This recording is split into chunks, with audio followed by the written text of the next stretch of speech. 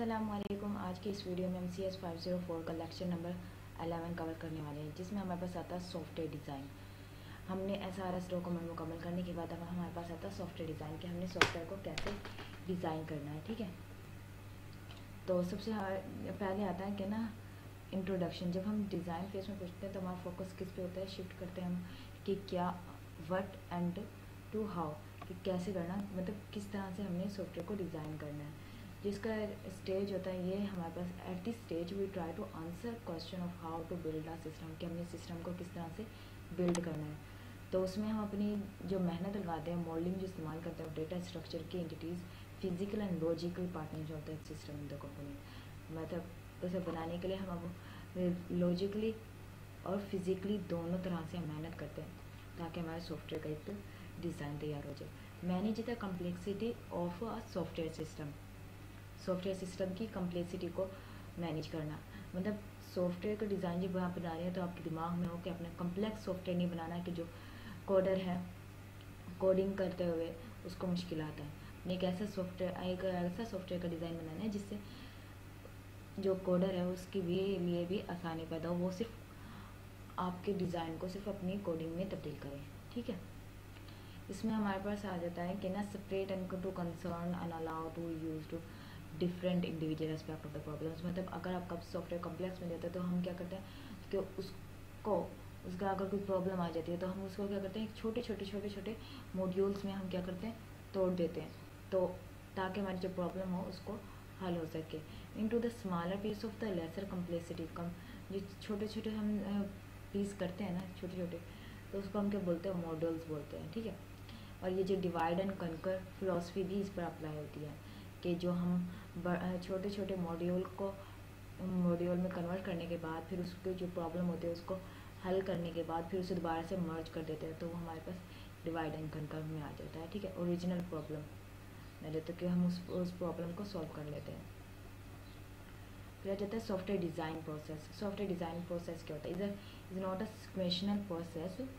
Design software evolves through a number of iteration, कि हमने जो सॉफ्टवेयर डिज़ाइन करना है ना, जब हम सॉफ्टवेयर डिज़ाइन कर रहे होते हैं, ठीक है, तो हमने क्या करना होता है कि ना हमने उसे ना मुख्तलिफ एंगल से देखना होता है, उसके मुख्तलिफ पैरामीटर से देखना होता है, ताकि हमारा जो सॉफ्टवेयर है उसमें कहीं भी कम्प्लेक्सिटी ना आए, कहीं भी कोई प्रॉब्लम ना आए। जब हम सॉफ्टवेयर को बना रहे हो तो कहीं भी कोई मुश्किल पेश ना आए, तो उसे हमें हर तरह से एंगल से देखना है, ना कि सिर्फ एक एंगल से, ताकि फिर हमें बाद में मुश्किलात का सामना करना पड़े। तो इसी वजह से उन सारी चीज़ों को हम पहले छोटे हिस्सों में डिवाइड करते हैं, जिसे सब सिस्टम या मॉड्यूल्स बोलते हैं, जब हम सॉफ्टवेयर का डिज़ाइन बना देते हैं। फिर आ जाता है सॉफ्टवेयर डिज़ाइन स्ट्रेटजीज़। हमारे पास दो फंडामेंटल स्ट्रेटजीज़ हैं।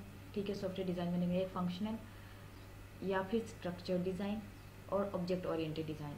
फंक्शनल डिज़ाइन स्ट्रक्चर जो होता है ना, इसमें हम क्या सबसे पहले क्या करते हैं, हम जो प्रोवाइड होती है डिज़ायर्ड फंक्शनैलिटी, इसमें हम फोकस किस पर करते हैं, फंक्शनैलिटी पे करते हैं। जैसे कि मिसाल के तौर पर आपने कोई रेसिपी बनानी है तो उसके जो स्टेप ऑफ सीक्वेंस होते हैं उसको क्या कहेंगे, हम उसे कहेंगे फंक्शनैलिटी। फंक्शनल मतलब उस तक हम जो उसके स्टेप्स को लेकर चलते हैं और फिर बनाते हैं, और ये इम्यूटेबल होता है। जो ये फंक्शनल डिज़ाइन होता है इम्यूटेबल होता है कि आपने डिज़ाइन जब बना लेंगे तो इसमें आप तब्दीली नहीं कर सकते।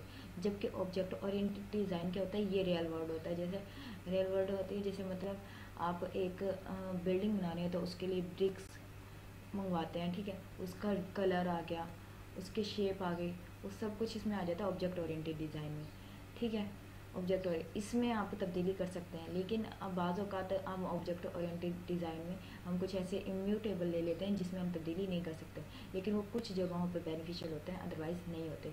ठीक है, ये फंक्शनल डिज़ाइन था और ये ऑब्जेक्ट ओरिएंटेड डिज़ाइन था, जिसमें हम फोकस करते हैं फंक्शनैलिटी पे, और इसमें फोकस करते हैं हम बोथ पे, दोनों फंक्शन पे भी और उसकी इम्प्लीमेंटेशंस पर भी।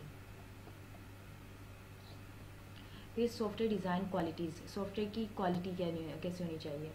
जब आपने सॉफ्टवेयर बना लिया, ठीक है, तो उसे मुख्तलिफ एंगल से एनालाइज़ किया, उसकी क्वालिटी को देखा, उसकी जो क्वालिटी होनी चाहिए, रीयूजेबिलिटी होनी चाहिए, मेंटेनेबिलिटी होनी चाहिए, ठीक है, और कंसिस्टेंसीज होनी चाहिए कि हम उसे, और इसकी एफिशिएंसी होनी चाहिए, उसके मतलब इसमें सारे पैरामीटर्स क्या हों, इंक्लूड हों, a good design one angle may not be seen to be suitable, मतलब एक एंगल से देखना, जैसे पहले बताया गया कि एक एंगल से नहीं देखना, आपने मुख्तलिफ पैरामीटर्स मुख्तलिफ एंगल से देखना है ताकि आपको जो सॉफ्टवेयर वो एक अच्छा और बने, ताकि उसको चलाना बहुत ही आसान हो जाए। ठीक है,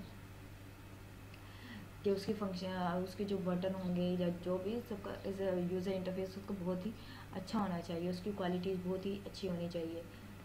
उसको आप हर तरह से मुख्तलिफ एंगल से टेस्ट करें ताकि आपके सॉफ्टवेयर की क्वालिटी बेहतर हो। अगर कोई प्रॉब्लम हो तो उसको बाद में ठीक कर लिया जाए। फिर आ जाता है मेंटेनेबिलिटी। मेंटेनेबिलिटी का क्या मतलब होता है? Towards a major share of the overall software cost and objective design cost most cases in produce a system it is very to maintain.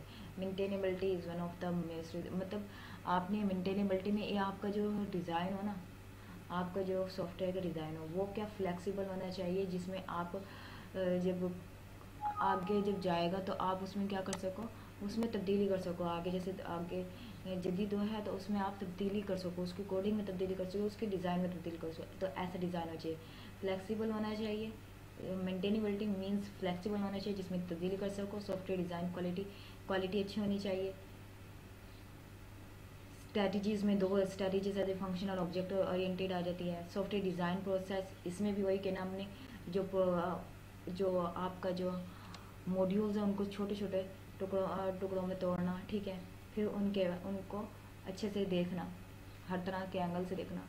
Problem managing complexity, manage करना कॉम्प्लेक्सिटी को। और ये introduction था।